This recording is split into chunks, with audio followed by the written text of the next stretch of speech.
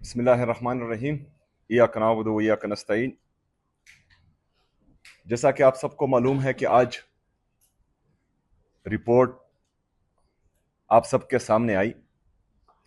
आप सबके इल्म में होना चाहिए कि इमरान खान साहब के जो ज़ाती डॉक्टर्स हैं वो इमरान खान साहब की फैमिली और वकला इनके साथ पाकिस्तान तहरीक इंसाफ की तमाम क़यादत बैठेगी एक दफ़ा, और उसके बाद एक वाज़ह अमल आप लोगों के सामने आएगा।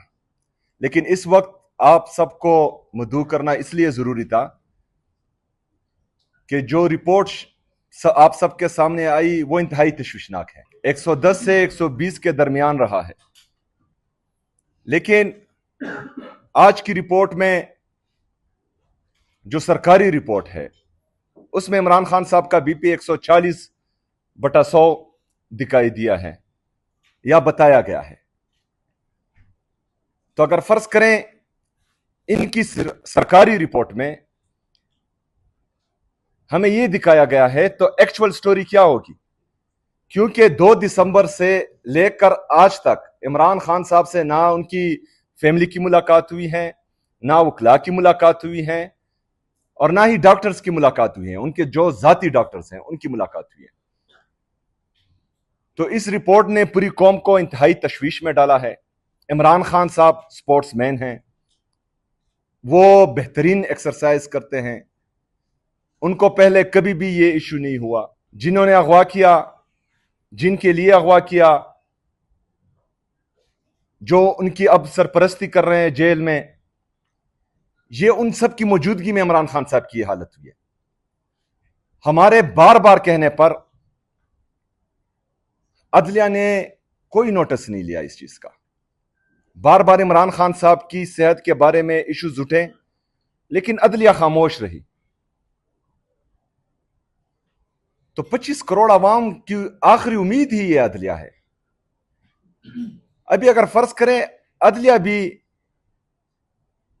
खामोश रहे, वो भी एक साबका वज़ीर आज़म, पाकिस्तान के सबसे बड़े सियासी जुमात का ताहयात चेयरमैन, पाकिस्तान का सबसे मकबूल तरीन लीडर इमरान खान साहब के लिए भी वो आवाज नहीं उठाते, इंसाफ नहीं करते, तो फिर आम शहरी की क्या हैसियत है? आम शहरी की क्या तवक्कुआत रहेगी अपनी अदलिया से? और जब अदलिया ही इंसाफ नहीं करेगा तो फिर अवाम इंसाफ अपने हाथ में लेगी, और जब अवाम इंसाफ करती है तो वो फिर बहुत खतरनाक इंसाफ होता है। फिर वो इंसाफ, उस इंसाफ के आगे किसी का बस नहीं चलता। ना पार्टी के मशरान का बस चलता है, ना इदारों का बस चलता है, ना अदलिया का बस चलता है। तो आवाम को इंसाफ लेने से पहले अदलिया को थोड़ा सोचना होगा कि वो किस तरफ जा रहे हैं। जब से इमरान खान साहब की आंख का इशू आया है तब से लेकर आज तक हम एक ही डिमांड कर रहे हैं, और वो नाजायज नहीं है कि इमरान खान साहब से उनकी फैमिली की मुलाकात हो, उनकी डॉक्टर्स की मुलाकात हो, और उनकी फैमिली की मौजूदगी में, उनके जाती डॉक्टर्स की निगरानी में इमरान खान साहब का इलाज बेहतरीन हॉस्पिटल में हो। इसमें क्या गहराई नहीं है? जिन्होंने अगवा किया, जिनके लिए अगवा किया, जो उनकी अब सरपरस्ती कर रहे हैं जेल में, ये उन सब की मौजूदगी में इमरान खान साहब की हालत हुई है। हमारे बार बार कहने पर अदलिया ने कोई नोटिस नहीं लिया इस चीज का। बार बार इमरान खान साहब की सेहत के बारे में इश्यूज उठे, लेकिन अदलिया खामोश रही। तो 25 करोड़ आवाम की आखिरी उम्मीद ही ये अदलिया है। अभी अगर फर्ज करें अदलिया भी खामोश रहे, वो भी एक साबका वज़ीर आज़म, पाकिस्तान के सबसे बड़े सियासी जुमात का ताहयात चेयरमैन, पाकिस्तान का सबसे मकबूल तरीन लीडर इमरान खान साहब के लिए भी वो आवाज नहीं उठाते, इंसाफ नहीं करते, तो फिर आम शहरी की क्या हैसियत है? आम शहरी की क्या तवक्कुआत रहेगी अपनी अदलिया से? और जब अदलिया ही इंसाफ नहीं करेगा तो फिर अवाम इंसाफ अपने हाथ में लेगी, اور جب عوام انصاف کرتی ہے تو وہ پھر بہت خطرناک انصاف ہوتا ہے. پھر وہ انصاف، اس انصاف کے آگے کسی کا بس نہیں چلتا. نہ پارٹی کے مشران کا بس چلتا ہے، نہ اداروں کا بس چلتا ہے، نہ عدلیہ کا بس چلتا ہے. تو عوام کو انصاف لینے سے پہلے عدلیہ کو تھوڑا سوچنا ہوگا کہ وہ کس طرف جا رہے ہیں. جب سے عمران خان صاحب کی آنکھ کا ایشو آیا ہے تب سے لے کر آج تک ہم ایک ہی ڈیمانڈ کر رہے ہیں، اور وہ ناجائز نہیں ہے کہ عمران خان صاحب سے ان کی فیملی کی ملاقات ہو، ان کی ڈاکٹرز کی ملاقات ہو، اور ان کی فیملی کی موجودگی میں، ان کے ذاتی ڈاکٹرز کی نگرانی میں عمران خان صاحب کا علاج بہترین ہاسپٹل میں ہو. اس میں کیا غیر آئینی ہے؟ اس میں کیا غیر قانونی ہے؟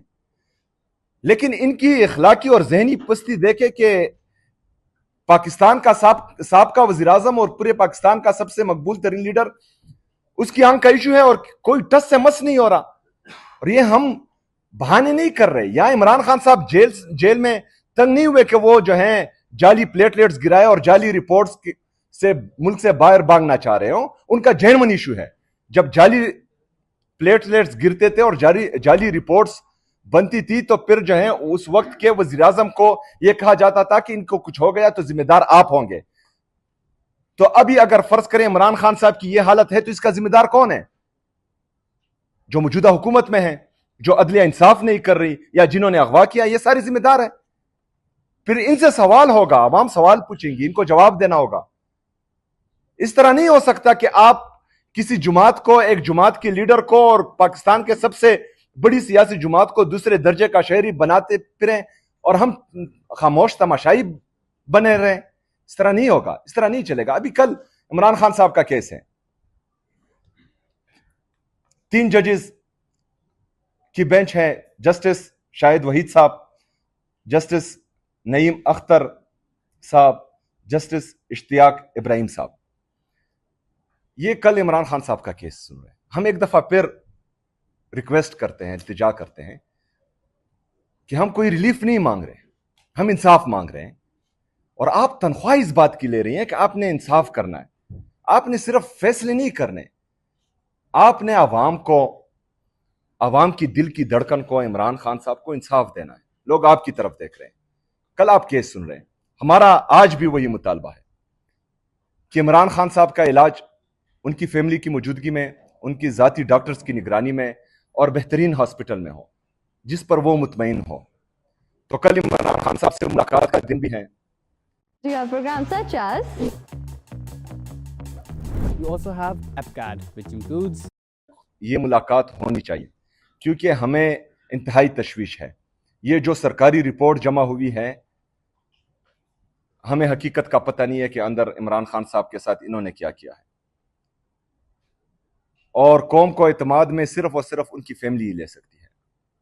تو کل ملاقات بھی کو لی جائیں. ہمارے جو ججز یہ کیس سن رہے ہیں ان سے ہماری التجا ہے کہ کل ملاقات بھی ہونے دی جائے اور عمران خان صاحب کا علاج بھی ان کی فیملی کی موجودگی میں، ان کے ذاتی ڈاکٹرز کی نگرانی میں اور بہترین ہاسپٹل میں ہو.